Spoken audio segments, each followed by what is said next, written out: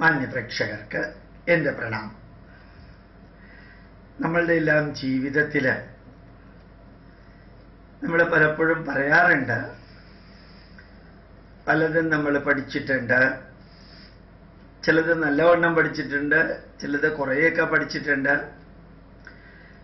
ചിലത് കേട്ടും കണ്ടും കുറെ കാര്യങ്ങൾ പഠിച്ചിട്ടുണ്ട്. പക്ഷെ അതൊന്നും ഇപ്പോൾ ഓർമ്മയിലില്ല. ഇത് സർവ്വസാധാരണമായിട്ട് കേൾക്കാറുള്ള ഒരു കാര്യമാണ്. അപ്പൊ അതിനെക്കുറിച്ച് വിഷമിക്കണമോ ദുഃഖിക്കണമോ അല്ലെങ്കിൽ പരിധിക്കപ്പുറം ചിന്തിക്കണമോ എന്നറിയാനൊരു സംഭവം. അതായത് ഞാൻ പഠിച്ചതാണ്, ഇപ്പോൾ ഓർമ്മയില്ല. കുറച്ചൊക്കെ പഠിച്ചതാണ്, ഇപ്പോൾ ഒട്ടും ഓർമ്മയില്ല. പിന്നെ കുറേയൊക്കെ എനിക്ക് അറിയാമായിരുന്നു, ഇപ്പൊ എനിക്കത് റിക്കളക്ട് ചെയ്യാൻ പറ്റണില്ല. ഇങ്ങനെയുള്ള കമന്റുകളെ കുറിച്ചിട്ടാണ്. അങ്ങനെയുള്ള കമന്റുകളെ കുറിച്ച് ഇങ്ങനൊരു റിപ്ലൈ തരാൻ കാരണം, അതൊരു നെഗറ്റീവായിട്ട് എടുക്കണ്ട. നമ്മൾ പഠിച്ചത് മറന്നുപോകും, അത് സ്വാഭാവികമാണ്, എല്ലാവർക്കും ഉള്ളതാണ്. ചിലത് കണ്ടതും കേട്ടതും കേട്ടു പഠിച്ചതും ഓർമ്മയിൽ വന്നു എന്ന് വരില്ല. അതുകൊണ്ട് ഇനി മുതൽക്കോ അങ്ങനെ പഠിച്ചതുകൊണ്ട് പ്രയോജനം ഇല്ലെന്ന് ധരിക്കരുത്. എത്ര സാധിക്കുന്നോ അത്രയും ചെയ്തുകൊണ്ടുപോവാം. അതുകൊണ്ട് നമുക്കുള്ള പരിമിതികൾ എന്താണോ അത് അതേപോലെ ജീവിക്കാൻ നമ്മൾ ഉപയോഗിക്കുക. ഓർമ്മ വരുന്നത് ഉപയോഗിക്കുക, ഓർമ്മ വരുന്നത് മറ്റുള്ളവർക്ക് പറഞ്ഞു കൊടുക്കാം, ഓർമ്മ വരാത്തത് വരുത്താൻ ശ്രമിക്കുക. കാഷ്വലി, സീരിയസ് ആയിട്ട് വേണ്ട. ഒരു സംഭവം ഇത് ഞാൻ പണ്ട് പറഞ്ഞിട്ടുണ്ട് യൂട്യൂബില്. ഇപ്പോ ഈ ഉദയഭാരതം ഗ്രൂപ്പുകാർ അറിയിച്ചു, 8 മണിക്കൂർ കൊണ്ട് ചില മെസ്സേജുകൾ 1 ലക്ഷം പേർക്ക് എത്തിക്കുന്നു. 12 മണിക്കൂർ കൊണ്ട് 3 ലക്ഷം പേർക്ക് ചില മെസ്സേജുകൾ എത്തുന്നു. അങ്ങനെ നോക്കുമ്പോൾ വളരെയധികം വ്യക്തികൾക്ക് എത്തേണ്ട വളരെ പ്രാധാന്യമുള്ളൊരു മെസ്സേജ് ആയതുകൊണ്ടാണ് ഞാനിത് പ്രത്യേകിച്ച് നമ്മുടെ പൈതൃകം പഠിക്കാൻ താല്പര്യമുള്ള ഹിന്ദുക്കൾക്കും ക്രിസ്ത്യാനികൾക്കും മുസ്ലിങ്ങൾക്കും വേണ്ടി പറയുന്നത് അഥവാ ആവർത്തിക്കുന്നത്. ഭഗവത്ഗീത ഇന്ന് വളരെയധികം യൂണിവേഴ്സിറ്റികളിലെ കരിക്കുലത്തിന്റെ ഭാഗമാണ്. ഭഗവത്ഗീത എല്ലാ രാഷ്ട്രങ്ങളിലും ഇന്ന് സ്വീകരിച്ച് അത് മാനേജ്മെന്റിന്റെ തത്വശാസ്ത്രമായിട്ട് പോലും ഇപ്പോൾ അംഗീകരിച്ചിരിക്കുന്നു. ധർമ്മ ബേസ്ഡ് മാനേജ്മെന്റ് എന്ന ധാരാളം പുസ്തകങ്ങളുണ്ട്. ഇനി നമുക്ക് വിഷയത്തിലേക്ക് കുറച്ചും കൂടി അടുത്തേക്ക് വരാം. മഹാഭാരത യുദ്ധത്തിന് മുമ്പാണ് യഥാർത്ഥത്തില് സഞ്ജയൻ ദൂരെ മാറി നിന്ന് കേൾക്കെ അർജുനൻ തളർന്നു പോകുന്നത് കണ്ടിട്ട് അർജുനന്റെ മനസ്സിലുള്ളത് എന്തായിരിക്കാൻ സാധ്യതയുള്ളത് എന്നറിഞ്ഞ് കൃഷ്ണൻ അർജുനന് വിവരിച്ചു കൊടുക്കുന്നത് ആണ് അർജുന വിഷാദയോഗം കഴിഞ്ഞ് ജ്ഞാനയോഗം അഥവാ സാഖ്യയോഗം കഴിഞ്ഞ് കർമ്മയോഗം കഴിഞ്ഞ് അങ്ങനെ മുമ്പോട്ട് പോയിട്ട് 18 അധ്യായങ്ങളുള്ള ഭഗവത്ഗീത. ആ ഭഗവത്ഗീത തുടങ്ങുമ്പോൾ അർജുനൻ കൃഷ്ണനോട് പറയുന്ന ഒരു വരിയുണ്ട്, ന കാംക്ഷേ വിജയം കൃഷ്ണ നച രാജ്യം സുഖാനി ച കിം നോ രാജ്യേന ഗോവിന്ദ കിം ഭോഗൈർ ജീവിതേനവ. കൃഷ്ണ, എനിക്ക് രാജ്യവും വേണ്ട, വിജയവും വേണ്ട, അധികാരവും വേണ്ട, സമ്പത്തും വേണ്ട, പേരും വേണ്ട, പ്രസിദ്ധിയും വേണ്ട. സ്വന്തം ജനങ്ങളെ വധിച്ച് യുദ്ധത്തില് ഇത്രയും രക്തച്ചൊരിച്ചിലുണ്ടാക്കി എന്തിനാ കൃഷ്ണ ഈ വിജയമെല്ലാം എന്ന് ചോദിക്കുന്ന, ഡിക്ലെയർ ചെയ്യുന്ന ഒരു ലെവലുണ്ട്. അതിനു മുമ്പ് അതേ അർജുനൻ പറയുന്നുണ്ട്, സീതന്തി മമ ഗാത്രാണി മുഖം ച പരിശുഷ്യതി വേപതുശ്ച ശരീരേ മേ രോമഹർഷശ്ച ജായത്തെ ഗാന്ധീവം ശ്രംസതേ ഹസ്താത് ത്വക്ചൈവ പരിദഹ്യതേ ന ച ശക്നോമ്യവസ്ഥാതും ഭ്രമതീവ ച മേ മനഃ.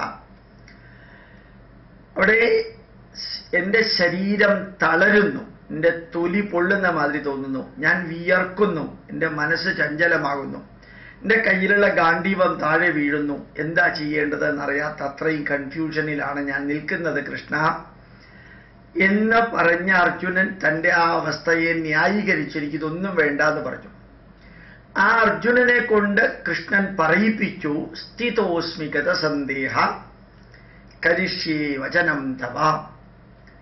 നീ പറയുന്നത് എന്താണോ അത് ചെയ്യാനായിട്ട് ഞാനിതാ കൃഷ്ണ ഇവിടെ നിൽക്കുന്നു എന്ന് പറയിപ്പിച്ചു. ശരിക്ക് അതാണ് ഭഗവത്ഗീത. അപ്പൊ ഭഗവത്ഗീത കറക്റ്റായിട്ട് അർജുനന് മുഴുവനും മനസ്സിലായി. സ്ഥിതോ അത്ര അഹം സ്ഥിതസ്മി, ഞാനിവിടെ നിൽക്കുകയാണ്. ഗതസന്ദേഹ, എന്താണെങ്കിൽ ഒരു സംശയവും ഇപ്പൊ എനിക്കില്ല, എനിക്ക് അത്രയും കാര്യമായിട്ട് മനസ്സിലായി. കരിഷ്യേ വചനം തവ, നീ പറഞ്ഞ കാര്യങ്ങൾ ചെയ്യാൻ. നീ എന്തൊക്കെയാ പറഞ്ഞെന്നുള്ളത് എനിക്ക് ഇപ്പൊ ബൈഹാർട്ടുമാരി മനസ്സിലായി. ഇതാണ് യുദ്ധം ആരംഭിക്കുന്നതിന് മുമ്പ് അർജുനനെ കൊണ്ട് കൃഷ്ണൻ പറയിപ്പിച്ചത്. അർജുനൻ സ്വമനസാലെ പറയുകയും ചെയ്തത്. ഈ യുദ്ധമെല്ലാം കഴിഞ്ഞ് ശ്രീകൃഷ്ണൻ ദ്വാരകയിലേക്ക് കുരുക്ഷേത്ര ഭൂമിയിൽ ഹസ്തിനപുരത്ത് നിന്ന് തിരിച്ചു പോകാൻ പോകുമ്പോൾ അർജുനൻ കൃഷ്ണനോട് പറഞ്ഞൊരു വരിയുണ്ട്.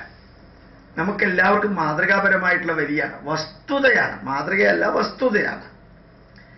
കൃഷ്ണ, നീ കുരുക്ഷേത്ര ഭൂമിയിൽ വെച്ച് 18 അധ്യായങ്ങളിലൂടെ എൻ്റെ വിഷമവും ദുഃഖവും പ്രശ്നങ്ങളും തളർച്ചയും എല്ലാം കണ്ടിട്ട് നീ ഉജ്ജ്വലമായിട്ടുള്ള ഭഗവത്ഗീത എനിക്ക് ഉപദേശിച്ചു തന്നു. ആ ഭഗവത്ഗീത എനിക്കത് മുഴുവനും മനസ്സിലായതായിരുന്നു അവിടെ വെച്ച്. പക്ഷെ യുദ്ധമെല്ലാം കഴിഞ്ഞ് ഹസ്തിനപുരത്തിൽ വന്ന് കുറെ കാര്യങ്ങൾ വിശ്രമിച്ച് ഇങ്ങനെ ഒരു സ്റ്റെബിലൈസ്ഡ് ആയിട്ടുള്ള അവസ്ഥയിൽ വന്ന് നിൽക്കുമ്പോൾ നീ അന്ന് പറഞ്ഞ കാര്യങ്ങളൊക്കെ ഞാൻ മറന്നുപോയി. എനിക്കതൊന്നും ഓർമ്മയില്ല. അത് ഒന്നുകൂടി കേട്ടാൽ കൊള്ളാം. അപ്പോ കൃഷ്ണൻ അതിന് അർജുനനോട് മറുപടി പറഞ്ഞ എന്താ അറിയാമോ? അർജുന, ഭഗവത്ഗീത ക്രൈസിസ് മാനേജ്മെന്റ് ആണ്.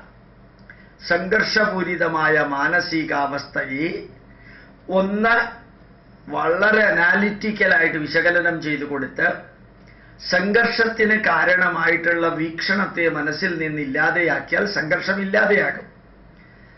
ദുഃഖത്തിന് കാരണമായ മാനസികാവസ്ഥയിലെ മനസ്സിലെ ദുഃഖത്തിന് കാരണമായ വിത്തിനെ മാറ്റിയാൽ ദുഃഖം മാറും. സംശയത്തിന് കാരണമായ വസ്തുതയെ മാറ്റിയാൽ സംശയം മാറും. വേദനയ്ക്ക് കാരണമായിട്ടുള്ള അവയവത്തെ മാറ്റിയാൽ അല്ലെങ്കിൽ അതിന്റെ രോഗം പരിഹരിച്ചാൽ വേദന മാറും. ഇത് തിയറിയാണ്. അറിവില്ലായ്മയ്ക്ക് ഏത് വിഷയത്തോടാണോ അറിവില്ലായ്മ, ആ അറിവില്ലായ്മ മാറ്റി അറിവ് കൊടുത്താൽ അതിന്റെ പ്രശ്നം തീരും. ഇരുട്ടിനെ മാറ്റാൻ ഇരുട്ടിനെ തുമ്പ കൊണ്ടെടുത്ത് മാറ്റാൻ സാധ്യമല്ല. വെളിച്ചം കൊടുത്താൽ ഇരുട്ട് മാറും. അതുകൊണ്ട് ക്രൈസിസ് മാനേജ്മെന്റിൽ അന്ന് പറഞ്ഞതെല്ലാം ഇമ്പോർട്ടന്റ് ആണ്. ഇപ്പോഴും നീ ക്രൈസിസ് മാനേജ്മെന്റ് ക്രൈസിസിലാണ്, സംഘർഷപൂരിതമായിട്ടുള്ള മാനസികാവസ്ഥയിലാണ് ഇരിക്കുന്നതെങ്കിൽ അന്ന് പറഞ്ഞതിന്റെ കുറേ ഭാഗം ഇപ്പൊ ആപ്ലിക്കബിൾ ആണ്. പക്ഷെ ഇപ്പൊ സംഘർഷമൊന്നുമില്ല, സംഘർഷപൂരിതമായിട്ടുള്ള അവസ്ഥയില്ല. അതുകൊണ്ട് അന്ന് പറഞ്ഞതല്ല ഇപ്പൊ നിനക്ക് ആവശ്യമുള്ളത്. ഇപ്പൊ നിനക്ക് ആവശ്യമുള്ളത് ധന്യമായിട്ടൊരു രാഷ്ട്രം എങ്ങനെ ഭരിക്കണം, ഭരിക്കാൻ നിന്റെ ജ്യേഷ്ഠനായിട്ടുള്ള ധർമ്മപുത്രർക്ക് എങ്ങനെ മാർഗനിർദ്ദേശം നൽകണം, സത്യം ധർമ്മം നീതി ന്യായം എന്ത്, ജീവിതത്തിലെ വസ്തുതകൾ എന്ത്, അതുമാതിരി ജീവിതത്തെ ഏത് വീക്ഷണത്തോടു കൂടി കാണണം, അതിൽ ആത്മീയത ഭൗതികത മറ്റു കാര്യങ്ങളൊക്കെ എത്രത്തോളം വേണം, ഇങ്ങനെയുള്ള അനുഗീതയാണ് ഇപ്പൊ വേണ്ടത്. ഗീതയല്ല, അനുഗീത. എന്റെ പേര് അനുഗീത എന്നാണ്. അതാണ് വേണ്ടത് എന്ന് അർജുനന് പറഞ്ഞുകൊടുത്ത് അനുഗീത വിവരിക്കുന്നു. കൂട്ടത്തിൽ കൃഷ്ണൻ ഒന്നുകൂടി പറയുന്നു, അന്ന് ഞാൻ നിന്നോട് എന്തൊക്കെയാ പറഞ്ഞത് എന്നുള്ളതിനെ കുറിച്ച് എനിക്കും ഇപ്പൊ കൃത്യമായിട്ടൊരു ഓർമ്മയില്ല. അന്നത് ആവശ്യമായിരുന്നു, അത് അപ്പ പറഞ്ഞു. അതേ സിറ്റുവേഷനിലാണെങ്കിൽ അതനുസരിച്ച് വീണ്ടും ഞാൻ ആ സിറ്റുവേഷന് ചേർന്ന വിധത്തിൽ വീണ്ടും പറഞ്ഞു തരാൻ തയ്യാറാണ്.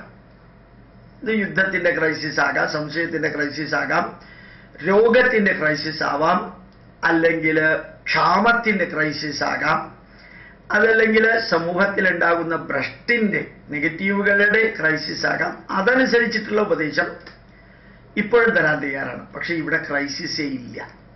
ഇവിടെ ജീവിതത്തെക്കുറിച്ചിട്ടുള്ള കാര്യങ്ങളാണ് അറിയേണ്ടത്. അതുകൊണ്ട് അന്ന് എന്തൊക്കെയാ പറഞ്ഞതെന്നുള്ളതിനെ കുറിച്ച് എനിക്ക് ഓർമ്മയില്ല.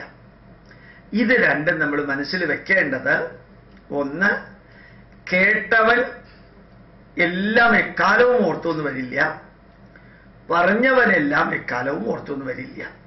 ദേശവും കാലവും മാറുന്നതിനനുസരിച്ച് അഡീഷനും ഡെലീഷനും മോഡിഫിക്കേഷനും കറക്ഷനും വരുത്തിയിട്ട് ദേശകാല പരിച്ഛിന്ന വ്യക്തി, കാലം, ദേശം, time, space and perceiver, time, space and observer. പറഞ്ഞു കൊടുക്കുന്ന ആളും കേൾക്കുന്ന ആളും, അതാണ് ഒബ്സർവേഴ്സ്. സ്പേസ് എവിടെ വെച്ച് പറഞ്ഞു കൊടുക്കുന്നു എന്നുള്ളത്, ടൈം ഏത് സമയത്ത് പറഞ്ഞു കൊടുക്കുന്നു എന്നുള്ളത്, ഇത് നോക്കിയിട്ട് വേണം ഉപദേശങ്ങൾ കൊടുക്കാൻ. അപ്പോൾ ഓർമ്മിക്കുക, നമ്മൾ പണ്ട് കേട്ടതെല്ലാം ഓർമ്മിക്കണമെന്ന് നിർബന്ധമില്ല, നമ്മൾ പണ്ട് പഠിച്ചതെല്ലാം ഓർമ്മിക്കണം നിർബന്ധമില്ല. അതുകൊണ്ട് മറക്കാനുള്ള സ്വാതന്ത്ര്യമുണ്ട്.